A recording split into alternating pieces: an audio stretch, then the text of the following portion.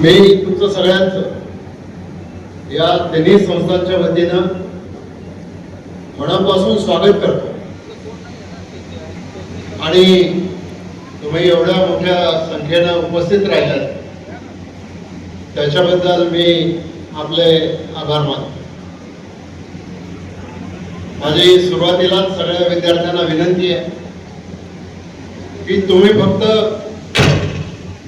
मला इंजिनिअरिंगला जायचं, मेडिकलला जायचं, या शाखेत जायचं की त्या शाखेत जायचं एवढ्या पुरता याचा विषय तुम्ही मर्यादित ठेवू नका. तुमच्या आवडीनिवडी असतील, तुमच्यातले जे सुप्त गुण असतील, त्याचं स्वप्न पाहिजे की मला ऑलिम्पिक पर्यंत पोहोचायचं. एखादा मॅनेजमेंटचा गुरु असेल, त्याला स्वप्न पाहिजे की मला मॅनेजमेंटचा गुरु त्या ठिकाणी व्हायचं. आपली आजची शिक्षण पद्धती जी आहे ही शिक्षण पद्धती जरी असली तरी विद्यार्थ्यांचा सर्वांगीण विकास करण्याच्या दृष्टिकोनातून त्याच्यामध्ये अजूनही भरपूर कमतरता आहे. कदाचित आपण अभ्यास करतो, चांगले मार्क मिळवतो, आपल्याला ऍडमिशनही मिळत असेल, पण तुम्ही त्याच्यानंतर बाहेर पडल्याच्या नंतर तुम्हाला तुमच्या ज्ञानाचा उपयोग, तुमच्या पदवीचा उपयोग हा तुमच्या आयुष्यामध्ये तुम्हाला उभं राहायला होणार आहे की नाही, आणि होणार नसेल तर त्याच्या संदर्भातले काही प्रश्न जर तुमच्या मनात असतील तर ते प्रश्न तुम्ही विचारले पाहिजेत. त्यांचं भाषण झाल्यावर ते आपल्याशी प्रश्नोत्तर करणार आहेत.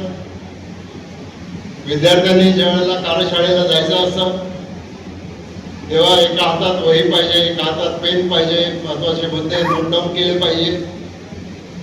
आपण याच्यामध्ये कुठं बसतो हे समजून घेतलं पाहिजे आणि मग आपल्या जीवनाची दिशा नाही म्हणणार, सॉरी, दिशा तशी दशाच होते आहे. कारण मास्टर झालेल्या मुलांना सुद्धा नोकरी मिळत नाही, इंजिनियर झालेल्या लोकांना सुद्धा नोकरी मिळत नाही.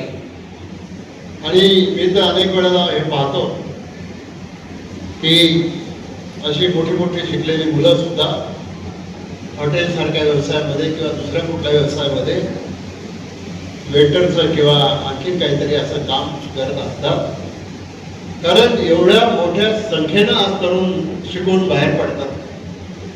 पण शेवटी तुमचा जर उद्देश फक्त नोकरी पुरतच शिकायचा हा असेल तर तुमच्या जीवनामध्ये तुमची निराशा झाल्याशिवाय राहणार नाही. आणि म्हणून तुम्ही भारताची नवीन पिढी आहे, तुम्हाला उद्या या देशाचं भवितव्य घडवायचंय. देशाचं भवितव्य काय घडवायचं ते घडेल, पण तुमचं भवितव्य काय, तुमच्या कुटुंबाचं भवितव्य काय, तुमच्या आई वडिलांची किंवा घरातल्या लोकांची अपेक्षा काय, या सगळ्या गोष्टी तुम्हाला त्या ठिकाणी समजून घ्यायच्या. आणि त्याच्यासाठी तुम्ही सगळ्यांनी तयार राहा.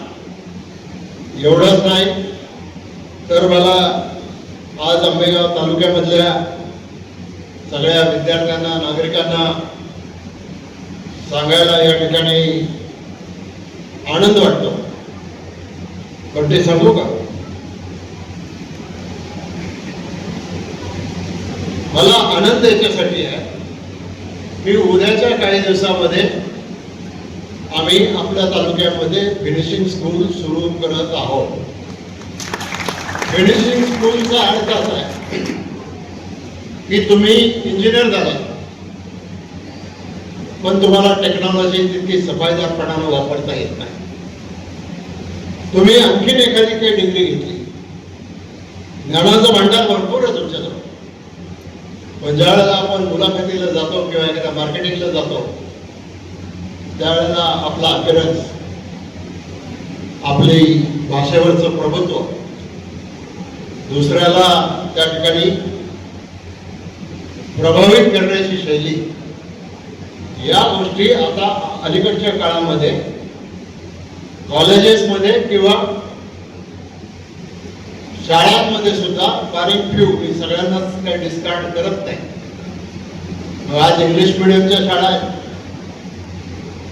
वेलंकर साहेब मुंबईच्या BKC मध्ये एक अशी शाळा आहे. मी मागे एकदा सांगितलं KG मध्ये जर प्रवेश करायचा असला, मुलाला घ्यायचा असला तर आई वडील येतात आणि अमक्या तमक्याला फोन करू म्हणून फोन करा म्हणून सांगतात. मग त्यांना विचारलं की तुम्हाला या शाळेत का पाहिजे? नाही, त्या शाळेतच आम्हाला ऍडमिशन पाहिजे. मग नक्की अडचण काय?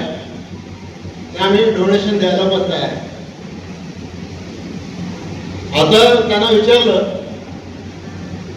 एका वर्षाची त्या शाळेची फी किती आहे? ते म्हणले KGची फक्त वर्षाची फी आहे 15 लाख रुपये.